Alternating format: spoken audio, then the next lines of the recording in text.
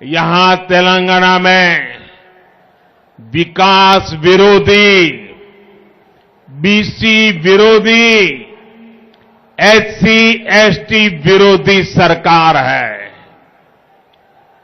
इस 30 नवंबर को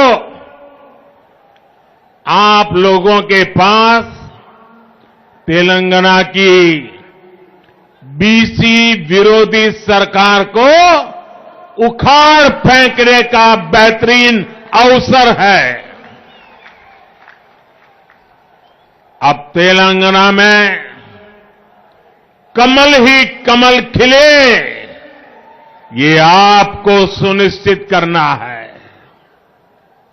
ना कुटुंब सभ्युलारा, तेलंगाना का गठन 3 मुद्दों पर हुआ था। पानी, पैसा और रोजगार, नीलू, निधुलू और नियामकालू। इन तीनों मुद्दों पर